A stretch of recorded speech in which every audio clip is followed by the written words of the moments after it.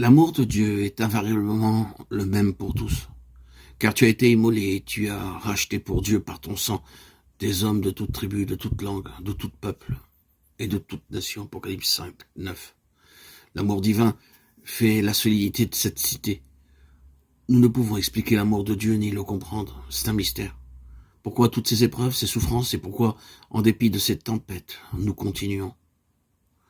Je crois que c'est en raison de l'amour divin qui rend nos sentiments plus nobles, en nous élevant au-dessus de nous-mêmes.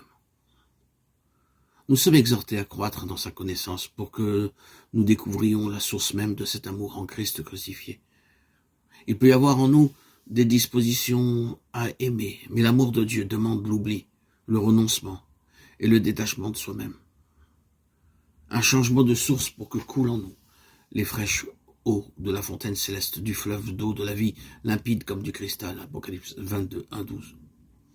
Celui qui me parlait avait pour mesurer un roseau d'or, afin de mesurer la ville, ses portes et sa muraille.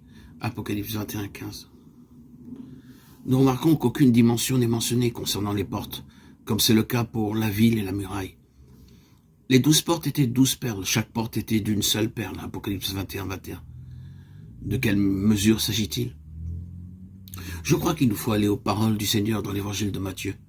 Étroite est la porte, resserrez le chemin qui mène à la vie, et il y en a peu qui y trouvera. Matthieu 7, 14. Il s'agit donc d'un choix. La porte étroite et le chemin resserré sont ceux d'une ville entièrement consacrée à la volonté de Dieu, qui ne dispose plus d'elle-même afin de connaître cette union vivante avec Christ ressuscité. Celui qui est uni au Seigneur et avec lui un seul esprit. 1 Corinthiens 6, 17. Une seule perle pour chaque porte évoque l'aspect d'un tout unitaire, et cette spécificité est également soulignée concernant la tunique du Seigneur. Elle était d'un seul tissu, Jean 19, 23.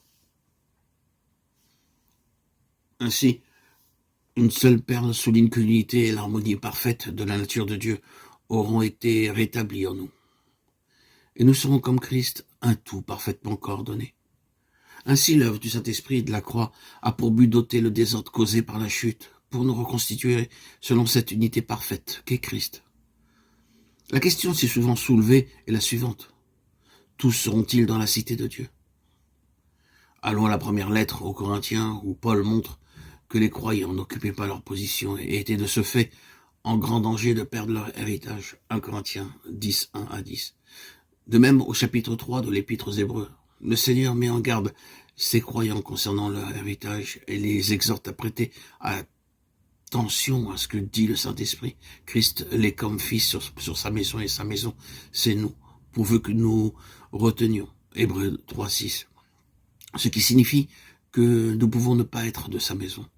Il est possible d'entrer au ciel sans être pour autant dans la sainte cité. Nous sommes constamment exhortés à avancer, à ne pas nous arrêter. Ne soyons jamais satisfaits, mais comme Paul, courons dans la vocation céleste pour remporter le prix, entrer dans le royaume céleste et être membre de la cité céleste. Dieu ne bâtit pas des systèmes, mais son Église.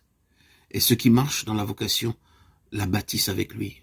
Notre Seigneur fut un mystère pour les hommes. Ils ne l'ont pas connu.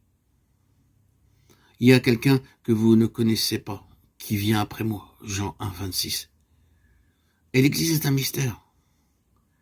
Christ a été un grand inconnu et l'Église l'est aussi parce qu'elle est sur une base céleste, inconnue des systèmes. L'Église est sous le gouvernement des cieux. C'est pourquoi elle n'est pas comme connue des églises. Éphésiens 3, 3, 4. Ceux en qui Christ a son trône avanceront et ne s'arrêteront pas à ce qui est moindre que la plénitude de Dieu. Ils seront une partie de cette cité qui sera éclairée de la gloire de Dieu. Apocalypse 21, 22.